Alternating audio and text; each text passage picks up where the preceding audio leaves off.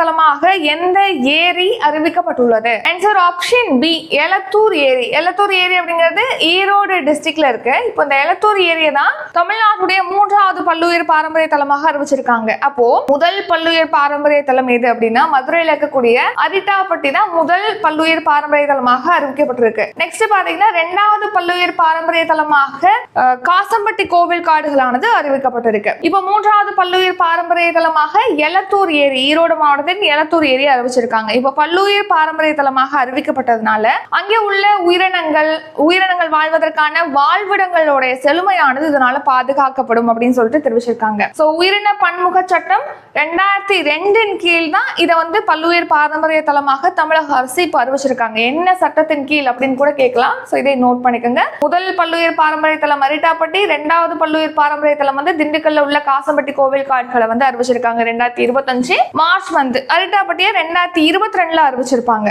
அடுத்து இப்போ இந்த எலத்தூர் ஏரி பார்த்தோம் இல்லையா, 3வது பல்லுயிர் பாரம்பரிய தலமா அறிவிக்கப்பட்டிருக்குன்னு சொல்லிட்டு, இதோட பரப்பளவு வந்து 37 ஹெக்டருக்கும் அதிகமான பரப்பளவு கொண்டது. இங்க 5000க்கு மேற்பட்ட பல வகையான பறவைகள் பாத்தீங்கன்னா இந்த புலம்பெயர்ந்து போகுது இல்லையா, அந்த டைம்ல அதிகமா வருதுன்னு சொல்லியிருக்காங்க. 187 வகையான பறவைகள் அங்கே காணப்படுது. நெக்ஸ்ட் அழிந்து வரக்கூடிய உயிரினங்களான நதிகாக், அப்புறம் பெரிய புள்ளி கழுகு, கம்பள கழுத்து நாரை, அப்புறம் ஓவிய நாரை, கிழக்கு நீர்த்தாரை, இதெல்லாமே இங்க காணப்படுது அப்படின்னு தெரிவிச்சிருக்காங்க. இங்க தாவர வகைகள் 38 தாவர வகைகள், 35 பட்டாம்பூச்சி வகைகள், 12 வகை ஊர்வனங்கள், அப்புறம் 7 வகையான பாலூட்டிகள்லாம் இங்கே காணப்படுது அப்படின்னு சொல்லி தெரிவிச்சிருக்காங்க. எங்க எலத்தூர் ஏரி பகுதியில்.